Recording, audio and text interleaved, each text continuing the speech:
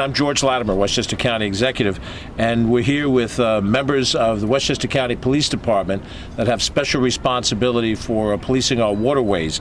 I'm joined by Captain Jim Luciano and key members of his teams, including Sergeant Paul Cassano and also Sergeant John Butcher.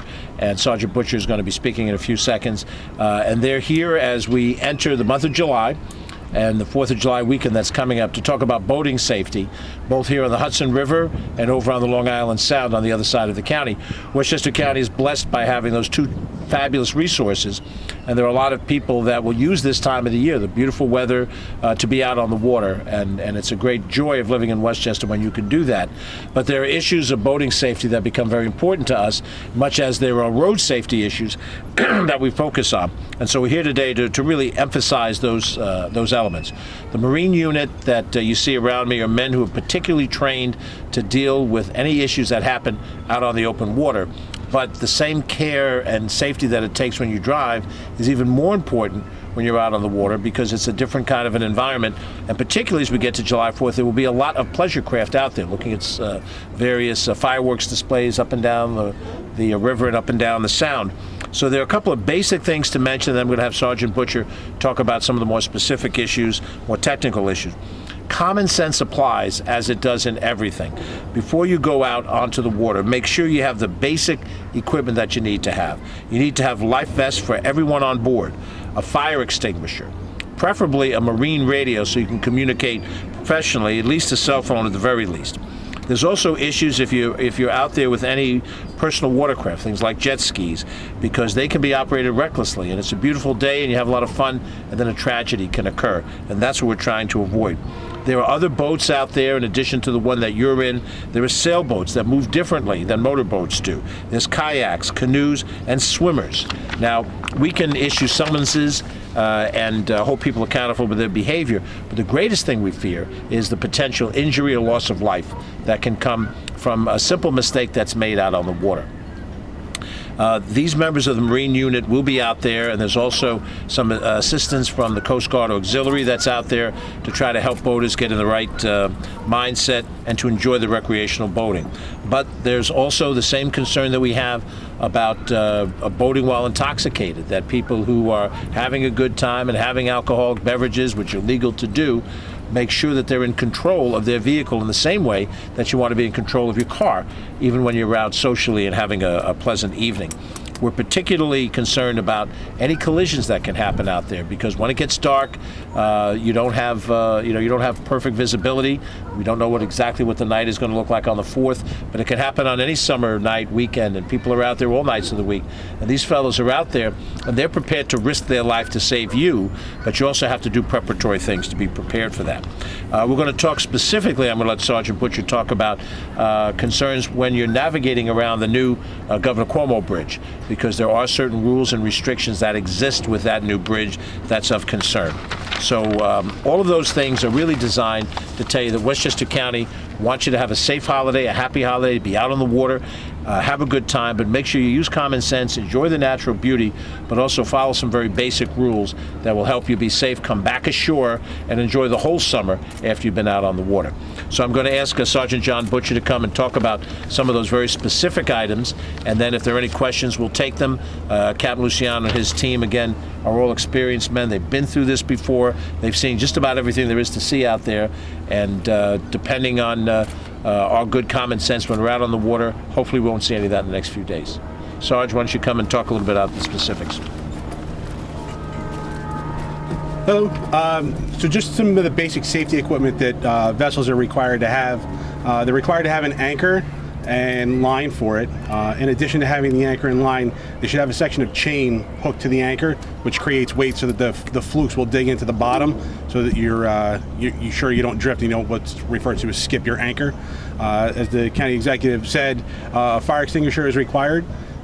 The fire extinguisher, one of those things that people forget to do at the beginning of the season, especially because the spring didn't exactly work for the boaters. So you should take your fire extinguisher out, turn it over, give it a tap on the bottom so that powder isn't caked into the bottom. You should have a properly sized PFD or life jacket for everybody on board. Not only do you have to have one for everybody, but it has to be properly sized. You have to make sure that if you are carrying children with you, that you have one for them. Children under the age of 12 are required to wear it. You have to have a visual distress signal and an audible distress signal. So your mechanical horn on your boat satisfies the Coast Guard requirement. However, we always recommend when we speak to boaters that they carry an auxiliary, whether it be a whistle or one of those canister air horns. The problem with the mechanical horn, even though it satisfies the Coast Guard requirement, is if the battery on the boat dies, then you lose your sound-producing device.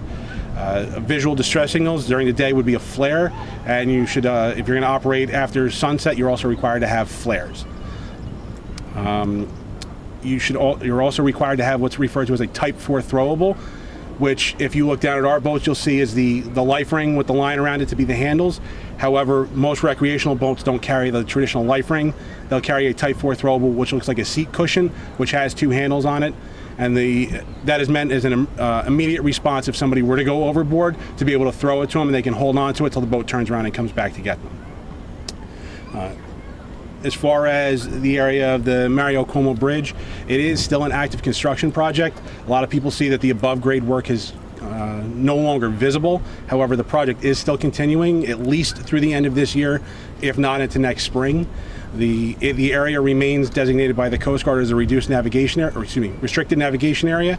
That is a no-wake zone 500 yards north to 500 yards south of the project. In that area, it is a no-wake zone. So the standard is 5 miles an hour. However, it's also what's referred to as bare steerage. The west side of the main channel is still a security zone, which is restricted to all boating traffic other than those that are assigned to the project. And there was a temporary security zone just east of the main channel where the sunken span had been. However, it's now been raised. They're just waiting to remove the mooring balls, which is a security zone because there were underwater cables going from those mooring balls to each other. So it is what's known as a submerged hazard. That covers the safety. Okay. Let's open it up to questions. I assume most of the questions Sarge will handle on anything specific. It's very general, obviously, in nature. I'll be happy to address it.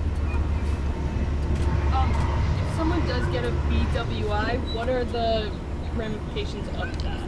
A BWI, boating while intoxicated, carries the same penalties as driving while intoxicated on the roadway.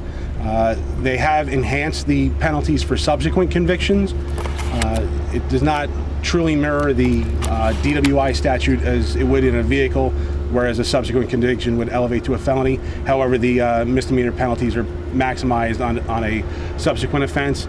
On the topic of boating while intoxicated, we patrol for BWIs year-round. However, this weekend coming up, beginning July 5th, is a nationwide event. Nationwide Saturation Patrol run in conjunction with the U.S. Coast Guard. It's what's referred to as Operation Dry Water. So all across the country, Marine units are going to be participating in targeted enforcement, concentrating, looking for impaired boaters. That runs July 5th, 6th, and 7th. We do patrol for and have encountered boating while intoxicated during the day, during the evening, late at night. The time of day is kind of irrelevant, and it is a year-round offense. However, this weekend is a saturation patrol that's run nationwide. Other questions? Anything specific that Sarge or Captain can handle? I see a lot of those jet skiers zipping around. Do they need exactly the same amount of safety equipment that you see on a boat? Jet skis are PWCs. One of the differences as far as lighting requirements, PWCs don't have lights on them. Even if you were to add auxiliary lights, PWCs by law are restricted from operating. They're prohibited from operating after sunset. So between sunset and sunrise, they are not permitted to be on the water. They have to be off the water completely. So based on the difference in their restriction from time of day, they aren't required to carry flares, but they are required to carry a visual distress signal, which would be the visual distress flag. They do still have to have a sound-producing device. They don't have mechanical horns like a traditional boat does, so they carry a whistle. On the topic of that, having the whistle on board the PWC satisfies the Coast Guard requirement. However, we always, when we speak to the PWC operators, we always recommend to them that they take the whistle out of the canister. Most of them have a safety kit that they purchase when they buy the PWC, and they actually attach it to their PFD so that it's on their person. We've unfortunately, year after year and time again, and already this year, we've had PWC operators who've fallen off or just jumped in the water to cool off, and they've become separated from their PWC. And you can yell as loud as you want on the water, and with the motors of a boat running, you're probably not going to hear it. That audible distress signal, being the whistle or a mechanical horn, is very attention-getting because the pitch of it is something that you would clearly recognize over the sound of a motor, and the volume that it produces allows us to hear it and locate you faster. So. Do you have any statistics on the deaths that have happened during the last season and the number of boating while intoxicated? I don't have the numbers exactly. We have had BWI offenses every year for the last several years. Multiple offenses of it. We have unfortunately had fatal accidents, both involving boats and involving PWCs. As recent as last year, we've already had several boating accidents this year. So the pace of things doesn't seem to have slowed down. We do try to target, as the county executive mentioned, reckless operation, things like that, whether it be a boat or a PWC. And our ultimate goal on that is to prevent those tragedies from happening. Seems like every year we see boats with too many people aboard. Can you tell folks what they're supposed to follow, the directions, how many people are supposed to be on the boat by the way they look at the hull of the boat, by the recommendation that the Coast Guard gives us? Mm-hmm. So every boat that's out there has a Coast Guard plate on it, which tells you, based on the size of the vessel, the horsepower, and the amount of seating that's on it, they will be rated for the maximum number of passengers or weight that the boat can carry. So if you're going to head out, you have to make sure that you comply with the Coast Guard regulation that's stated. That number is individual to each boat. So you could have two 21-foot boats that, based on the seating design and the layout of it, may have a different capacity rating, but that's something that's individually designated on the plate on that particular boat. Sarge, I have a question for you. Yes, sir. What's the presence from Rockland County to police the water on the river, and what's the presence from Nassau County to police the sound water alongside Westchester County? So the Hudson River, we border Rockland County. Rockland County Sheriff's Marine Unit and our Marine Unit work hand in hand pretty much every day. There is no, per se, yellow line down the middle of the river. So we base it off of charting and plotting, and whether it happens to be something that lies over the line into Westchester or Rockland, if it's something that's close to a jurisdictional border, both agencies respond. Our ultimate goal is to ensure the safety of the boaters and the people that are out there, and both agencies will respond. We'd rather more people respond than necessary than not enough. So we do border with Rockland County for the bulk of our jurisdiction on the Hudson. However, we do, once you get south to the state line, we border with New Jersey State Police, and we work in conjunction with them on a variety of details. When you travel to our area of the Long Island Sound, same thing, we extend out to the middle of the waterway, and Nassau County's Marine Bureau comes out to the middle, and same rules apply, that when we're patrolling on the Long Island Sound, if there's an incident, both agencies will respond, get the people out of harm's way, and then we'll figure out who's responsible for the report writing afterwards. Any other questions? If not, you're welcome to join these fellas on a boat trip to go out and see a little bit of what's out there. I don't know how long the trip will take, but you can get some good B-roll and go from there if you'd like. Sarge, Captain, gentlemen, thank you very much for your time. Really appreciate it. Thank you.